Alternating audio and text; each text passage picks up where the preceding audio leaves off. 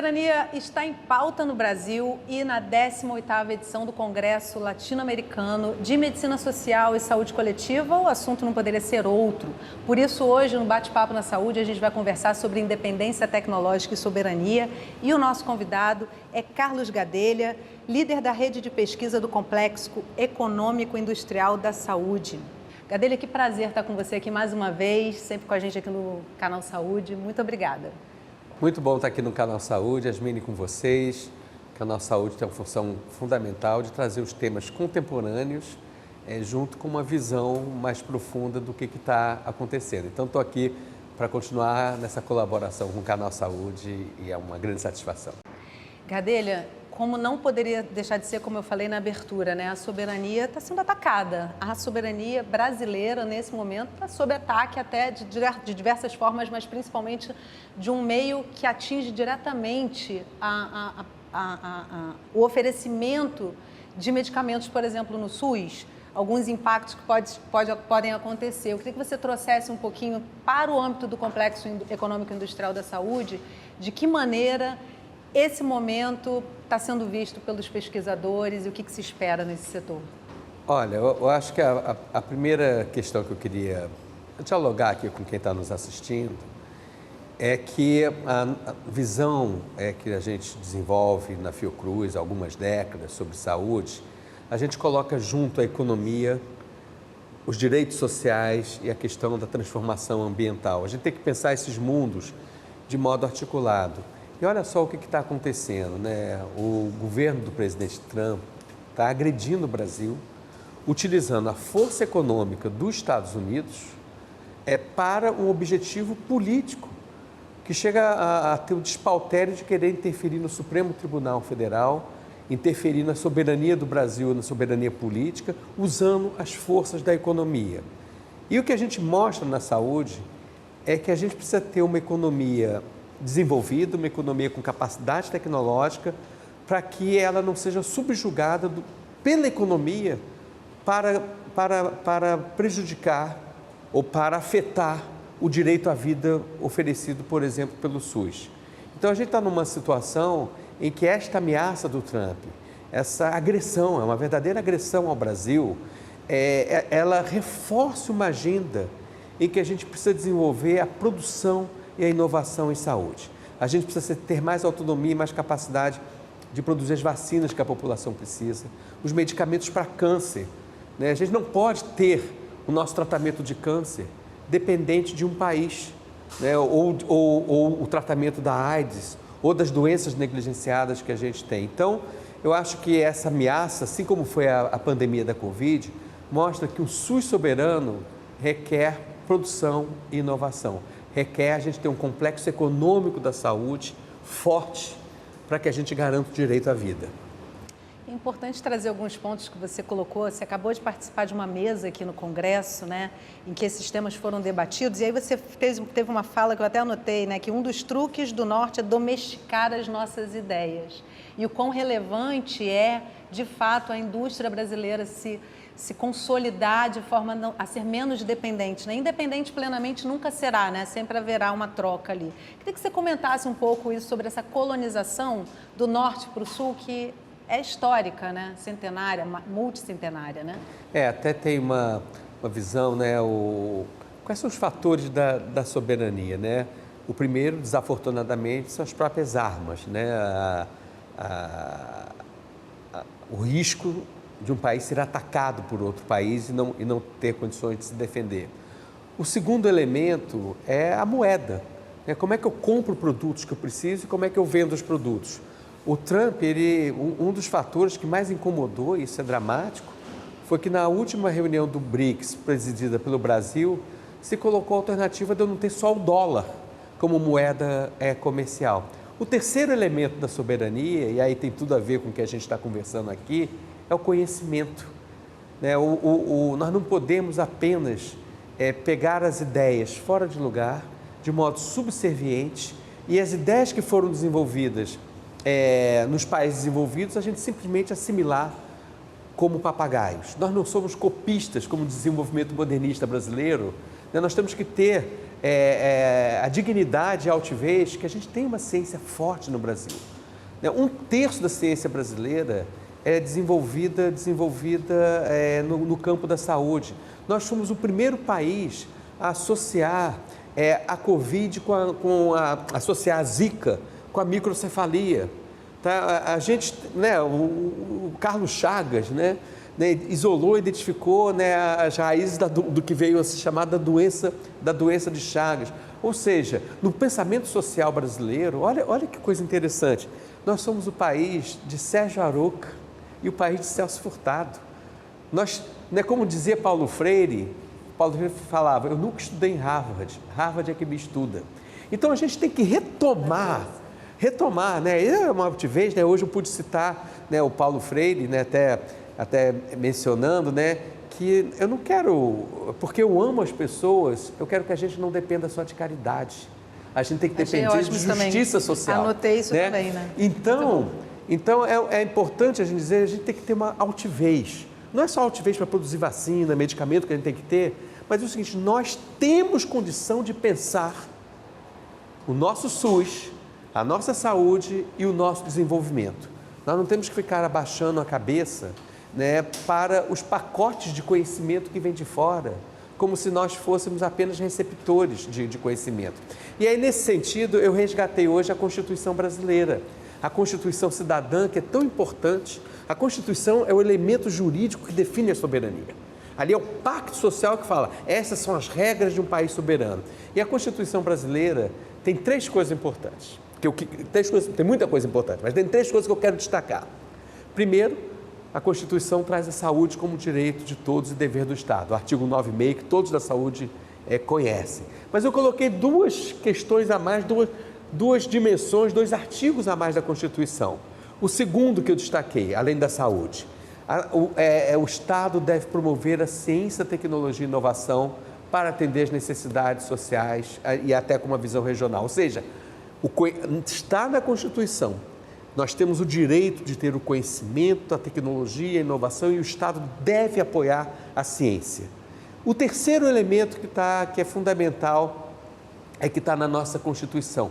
O mercado, nós não somos apenas um mercado consumidor. Vendam medicamentos, vendam automóveis, vendam tecnologias digitais, software. O lucro à frente de tudo. Nós somos, o mercado interno é parte do patrimônio nacional.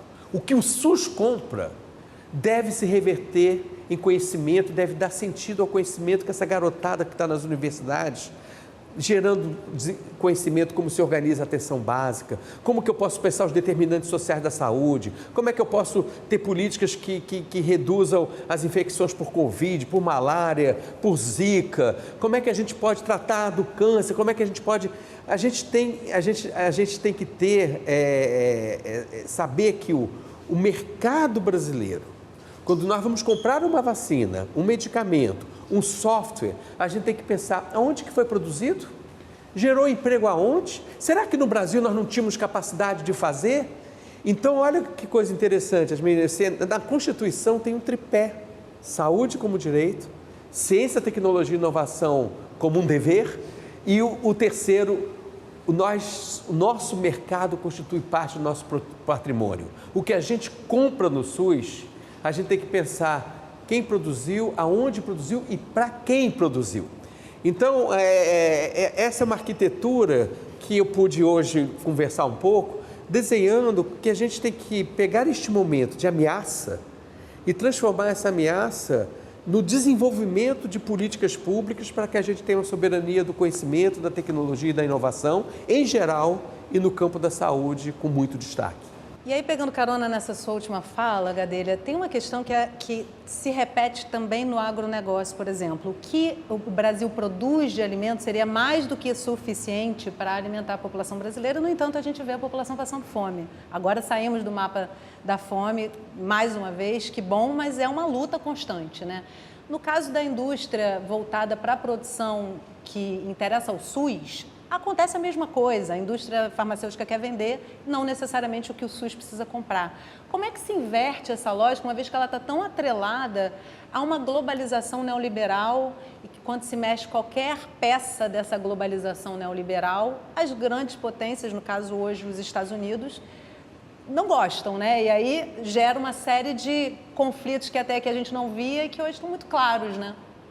Yasmine, olha, eu vou dar uma informação para as pessoas, né? Hoje, a gente, para ter um SUS de pé e para poder cuidar da saúde, o Brasil está importando 25 bilhões de dólares. Isso significa em torno de 150 bilhões de reais. É quase o orçamento todo que a gente tem no Ministério da Saúde, no governo federal, para o SUS, a gente gasta com importação de produtos, de medicamentos, fármacos, produtos para diagnóstico, equipamentos, dispositivos e dispositivos médicos, entre tantos outros produtos. Então, a gente tem um grau de dependência. Hoje, a maior dependência do Brasil se fala que é na área digital, na área eletrônica, é segunda a da saúde. Só que na área da saúde, a gente consome muito software, inteligência artificial, tecnologias digitais. Hoje, eu posso te dizer que a maior vulnerabilidade do Brasil é cuidar das pessoas pela saúde. Então, a gente tem que... Olha a dimensão, né? 25 bilhões de dólares, 150 bilhões. Um patamar de gasto que se aproxima de todo o gasto do governo federal com a saúde. A gente não está cumprindo a Constituição. O que está na Constituição? O mercado interno é parte do patrimônio nacional. Hoje, o nosso mercado interno da saúde tem dois problemas. Está gerando emprego e adquirindo produtos feitos no exterior, feitos nos países mais desenvolvidos, sem aproveitar a ciência brasileira, sem aproveitar a criatividade brasileira, a inovação brasileira, e nós somos capazes. A terra de Oswaldo Cruz e a terra de Sérgio Arouca é capaz, a terra de Celso Furtado é capaz. Então a gente tem que superar esse complexo de vira-lata, dizer, essa dependência não é razoável. E do ponto de vista dos Estados Unidos, a situação é preocupante. Nós temos tido sempre déficit comercial com os Estados Unidos. Nos últimos 30 anos ele cresceu em torno de 70%, ou seja, é mentira do Trump que os Estados Unidos está sendo prejudicado pela ação comercial com o Brasil. Ao contrário, os Estados Unidos vende mais para o Brasil do que pronta 10 bilhões de reais por ano, já transformando o dólar para reais. Ou seja, todo dia vaza do Brasil 10 bilhões de reais, 12 bilhões para ser exato, porque são 3 bilhões de dólares. A gente fazendo uma conta rápida, dá em torno de 11, 12 bilhões de reais, vaza do Brasil para adquirir produtos dos Estados Unidos. Isto poderia ser algo razoável se esses produtos, essas tecnologias, fossem para viabilizar o acesso, fossem de baixo custo, para viabilizar o acesso universal e que a gente tivesse capacidade interna, porque nós estamos no mundo global. Nós temos que comprar e vender produtos. Ninguém está propondo nada do Brasil se fechar para o mundo, ao contrário, nós somos multilaterais. Nós queremos as relações iguais, relações equânimes. Eu não posso ficar vendendo banana e vendendo soja e para tratar câncer sou totalmente dependente. O tempo de colônia passou já, né? Já passou o tempo. Pelo menos formalmente. Nós não né? somos, não devemos ser só uma grande fazenda do mundo. E a saúde, ela requer inovação, requer tecnologia. Então, o dado dos Estados Unidos, essa dependência de 3 bilhões, só para te dar um dado, uma informação. Na pandemia da Covid, a nossa dependência americana, ela sai de 3 bilhões de dólares para 5 bilhões. E o que aconteceu? A gente só pegava as sobras de vacinas dos países desenvolvidos. Nós só conseguimos vacinar a população, isso é importante que o nosso espectador saiba, nós só conseguimos vacinar a população quando a Fiocruz e o Butantan produziram no Brasil. Olha como assim, a produção nacional foi elemento decisivo para a gente cuidar da vida das pessoas. Vamos fazer um intervalo rapidinho e já a gente volta continuando essa conversa com Carlos Gadelha, não sai daí.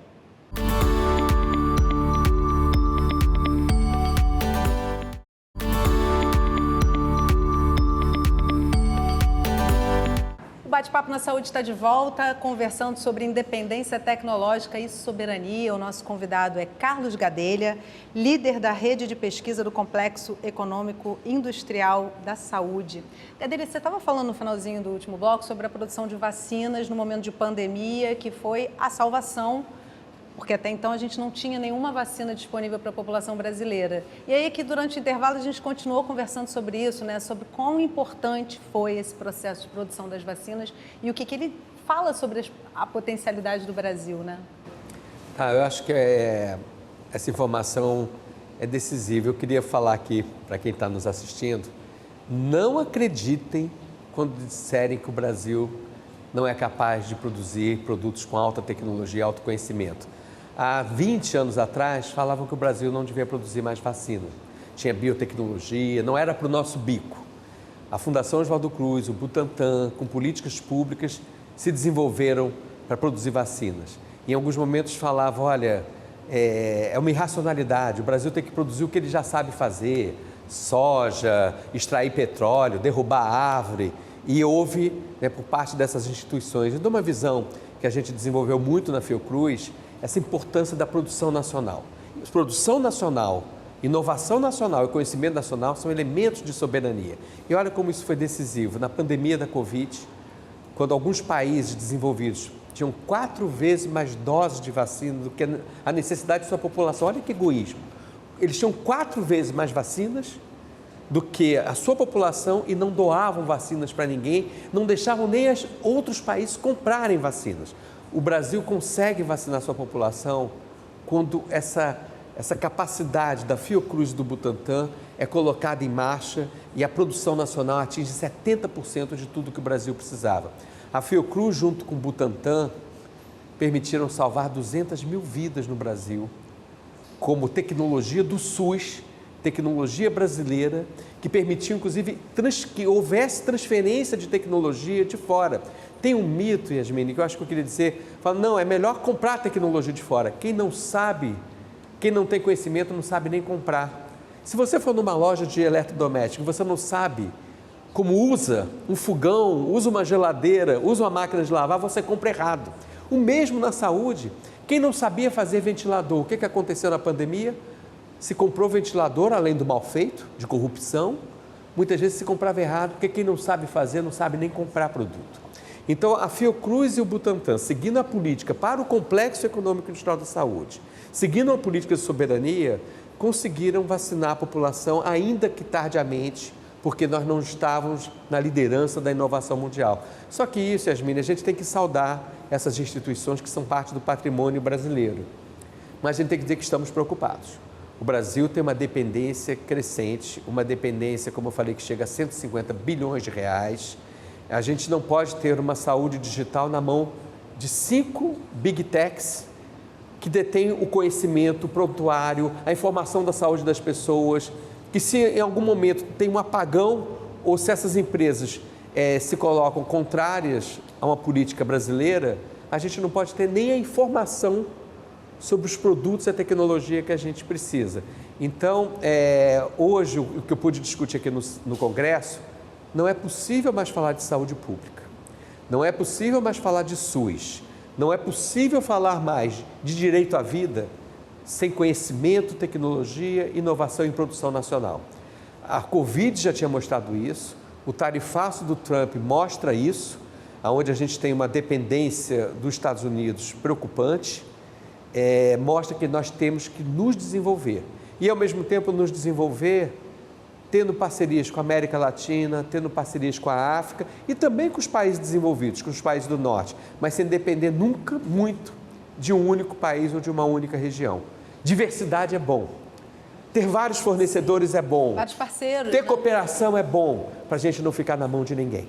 E esse momento deixou isso também muito claro, né? Eu queria retornar um pouco na citação que você fez aqui, também na mesa que você participou, do Paulo Freire, falando sobre justiça social antes da caridade. A gente também está vivendo no Brasil um momento de discussões muito importantes, como, por exemplo, repensar a distribuição da contribuição com imposto de renda, né? Para a faixa até R$5.000, ou seja, a gente está vendo que não é fácil lutar por isso, são lutas históricas mesmo, né?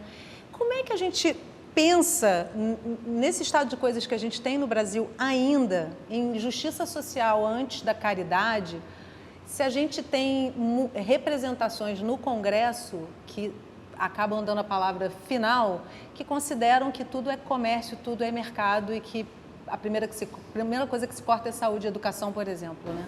Yasmine, eu acho que é fundamental, a gente tem que saber que a política é a única forma da gente mudar o mundo, a boa política, a política honesta, né?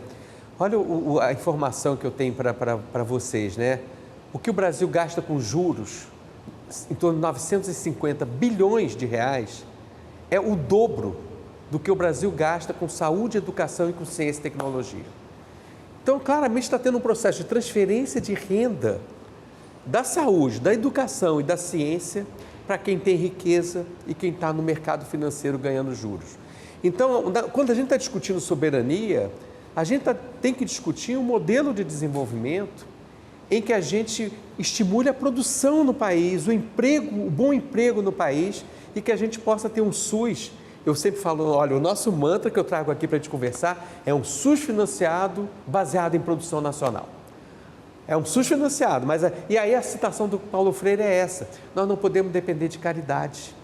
Caridade é importante, quando a nossa empatia, né, tudo que a gente não teve no governo passado, né, naquela tragédia que foi o governo Bolsonaro, né? Então a gente precisa ter empatia, ter caridade, ter compaixão, mas para a gente combater a desigualdade, a gente tem que ter altivez, capacidade de gerar conhecimento, tecnologia e inovação. E o Paulo Freire nos fala, porque eu amo as pessoas, olha que lindo, porque eu amo as pessoas, porque eu amo o mundo, eu quero que a gente não dependa da caridade, e sim da justiça social. Justiça social se faz com conhecimento, capacidade de inovar e gerando emprego e inovação e tecnologia dentro do nosso território. Eu não posso ter universidade, eu estou dentro de uma universidade, eu estou na Universidade do Estado do Rio de Janeiro. Está cheio de conhecimento, está cheio de jovem, está cheio de... A gente tem que transformar esse conhecimento em riqueza que gera emprego no Brasil. Eu não quero que esses jovens, o futuro do emprego deles seja apenas dirigir Uber, trabalhar em aplicativos, não fazer jus à formação que estão tendo, ao seu mestrado, ao seu doutorado, à sua especialização. Então a gente tem que ser iluminado por Paulo Freire. Hoje eu citei também, né, o Belchior. Né? A gente tem que saber, né, que o novo sempre vem. E a gente está colocando, a saúde pública tem que se modernizar para estar preocupada e para incorporar e para priorizar a ciência e a inovação, mas não qualquer ciência e inovação. A ciência e inovação para atender as necessidades das pessoas. Uma outra pauta que você trouxe na sua explanação aqui na mesa que você participou foi sobre o novo Pacto da Saúde e a meta ambiciosa da gente chegar a 70% dessas necessidades no país, né? Qual é a tua perspectiva futura quanto a isso, diante desse cenário que a gente está vendo agora? Isso é de fato viável nos próximos anos? Como é que você vê isso? Olha que coisa importante, né? A saúde, né, aí sob a liderança da ministra Nízia Trindade Lima, e agora que está dando continuidade, aprofundando com o ministro Padilha, nós nos organizamos pela saúde para colocar o Complexo da Saúde no centro da política de desenvolvimento. O Complexo da Saúde entrou no PAC, 1/3 dos recursos da saúde é para gerar produção e tecnologia no Brasil. Por exemplo, tecnologia para câncer, com redução de 10 vezes o valor que a gente paga quando a gente vai se tratar de câncer, usando o CART-cell, é um termo difícil, né? É uma tecnologia muito avançada, que muitas vezes o tumor do câncer regride completamente quando você é tratado com essa tecnologia. Só que hoje isso é impagável. A gente está estimulando produção nacional com redução de 10 vezes no preço. Participação... Tem programas no Canal Saúde, quem quiser ter sobre isso, a gente já tratou disso em alguns programas. Vamos assistir esse programa no Canal Saúde, que tem tudo a ver com essa nossa conversa.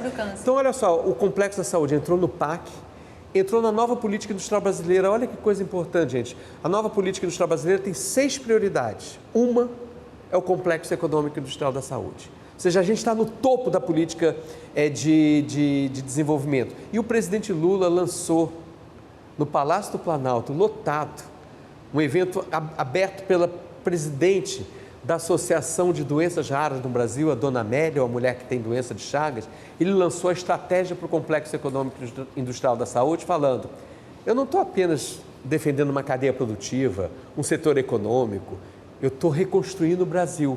Ou seja, a gente está aqui trazendo uma agenda de reconstruir um Brasil soberano e inovador pela saúde, pelo complexo e pelo SUS. Para a gente finalizar, Gadelha, a gente está num momento realmente determinante, eu acho, para o mundo, né? Como é que você pensa sobre a perspectiva do Complexo Econômico Industrial da Saúde, caminhos, setores estratégicos que possam, nesse momento, se articular para garantir que a gente siga nesse caminho e buscando essas metas? Olha, eu participei semana passada, se não me engano, no encontro da Sociedade Brasileira para o Progresso da Ciência, a SBPC. E teve um evento sobre o Complexo Econômico Industrial da Saúde. Foi emocionante, porque a juventude pegou essa causa, né? A gente está propondo aqui uma agenda em que a gente ajude a reindustrializar o Brasil, a reconstruir a economia nacional pela saúde. No passado, o Brasil teve o café, era o grande produto brasileiro que mobilizava a economia nacional. Depois teve o petróleo, o automóvel, o aço, um modelo excludente e um modelo que gerou desenvolvimento, gerou emprego, mas com exclusão. Nem posso chamar isso de desenvolvimento propriamente dito. No século XXI... Que o ciclo seja da saúde, né?